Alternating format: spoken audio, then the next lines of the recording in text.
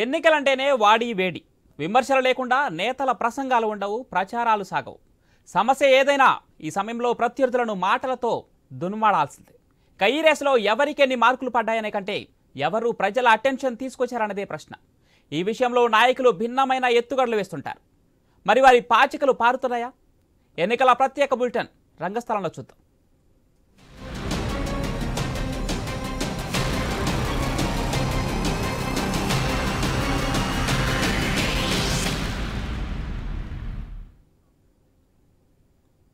Polavaram assembly నియోజకవర్గంలో TDP Janasena మధ్య ఎలాంటి విభేదాలు లేవంటున్నారు ఎమ్మెల్యే అభ్యర్థి చిర్రి బాలరాజు.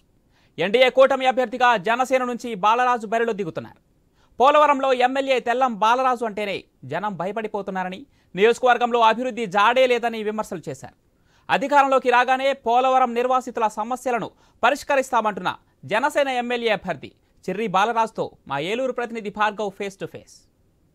జాతీయ ప్రాజెక్టు నిర్మాణం అవుతున్నటువంటి పోలవరం అసెంబ్లీ నియోజకవర్గంలో జనసేన పార్టీ పోటీ చేయబోతుంది. అభ్యర్థి చిర్రి బాలరాజు ఇప్పుడు మనతో ఉన్నారు. సో చెప్పండి, ప్రధాన దేశవ్యాప్తంగా కూడా చర్చనీయాంశంగా మారే పోలవరం ప్రాజెక్టు ప్రాంతంలో మీరు పోటీ చేస్తున్నారు, ఎలా ఉంది?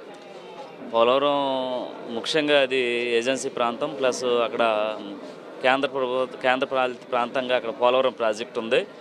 దీని మీద అక్కడ ఎటువంటి అభివృద్ధి జరగలేదనేది ప్రజల్లో పూర్తి అసంతృప్తి ఉంది. ప్రజలందరూ కూడా ఒక వ్యతిరేకతతో ఎన్డీఏ అభ్యర్థి అయినటువంటి టీడీపీ, జనసేన, బీజేపీ అభ్యర్థి అయినటువంటి నాకు ఓటు వేద్దామని చూస్తున్నారు. తప్పకుండా రానున్న రోజుల్లో అధికారం చేపడతాం.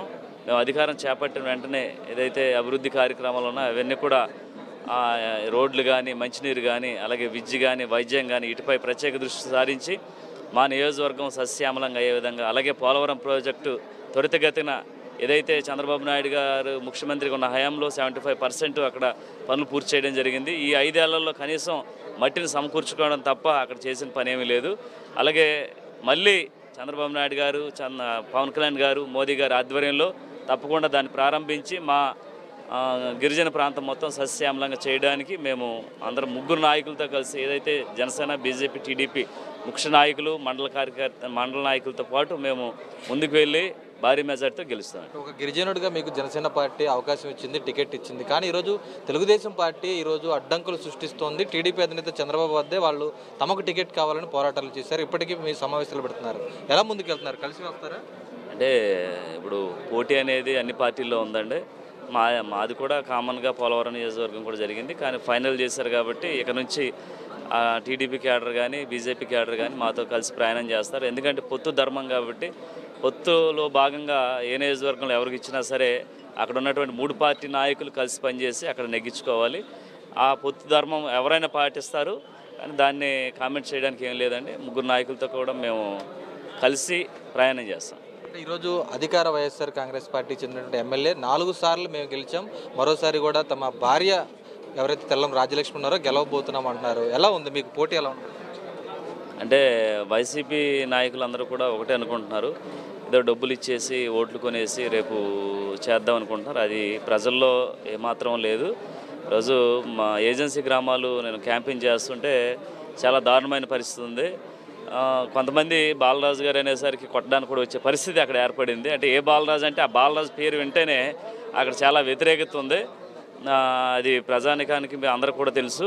4 సార్లు గెలిచి కనీసం అక్కడ ఏజెన్సీ చట్టాల మీద కానీ, అక్కడ ఉన్నటువంటి అభివృద్ధి మీద కానీ ఎప్పుడు కూడా దృష్టి పెట్టలేదు. ఎంతసేపు అక్కడ ఉన్నటువంటి ఏదైతే రూపాయి వస్తుందో మనకి ఎక్కడ పోగు చేసుకుందామా, ఎక్కడ భూములు కొందామా, ఎక్కడ దోపిడీ చేద్దామనే రకంగానే ఈరోజు తెల్లం బాలరాజు తిరిగాడు. 4 సార్లు గెలిచినటువంటి ఒక ఎమ్మెల్యేకి ఈరోజు పోలవరం నియోజకవర్గంలో ఏ ఊళ్ళో ఏ సమస్య ఉందో కూడా తెలియదు. అంత అసమర్థతగా ఉన్నాడు. అతన్ని తక్షణమే ప్రజలందరూ కూడా భారీ మెజార్టీతో ఉండే ఎన్డీఏ ప్రభుత్వాన్ని గెలిపించి అతన్ని ఓడించడానికి సిద్ధంగా ఉన్నారు. ఈ నియోజకవర్గ ప్రజలకు ఏదైతే ప్రతి ఏటా కూడా గోదావరి ముంపుకు గురవుతున్నారు అనేక మండలాల్లో, వారికి మోక్షం ఎప్పుడు కలగబోతున్నారు?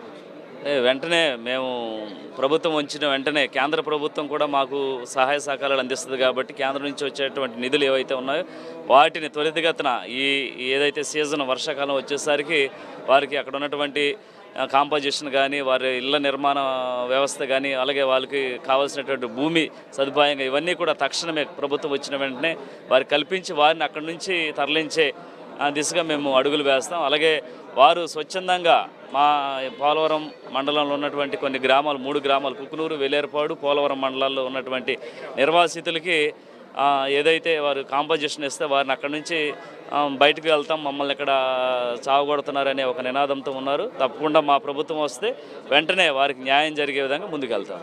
అది చూస్తే పోలవరం అసెంబ్లీ నియోజకవర్గంలో జరుగుతున్నటువంటి టీడీపీ జనసేన మధ్య వారికైతే ఒక తెరపడిందని చెప్పుకోవచ్చు. పెద్ద ఎత్తున అసమ్మతికి సంబంధించినటువంటి అంతా కూడా ఈరోజు జిల్లా పార్టీ అధ్యక్షుల ఆధ్వర్యంలో అంతా కూడా చల్లారింది. అందరూ కలిసి ముందుకు వెళ్తున్నాం, ఖచ్చితంగా పోలవరంలో విజయం సాధిస్తాం, పోలవరం నిర్వాసితుల సమస్యలు తాము అధికారంలోకి రాగానే కూడా పరిష్కరిస్తామంటూ పోలవరం జనసేన అభ్యర్థి చెర్రి బాలరాజు స్పష్టం చేస్తున్న పరిస్థితి కనిపిస్తుంది.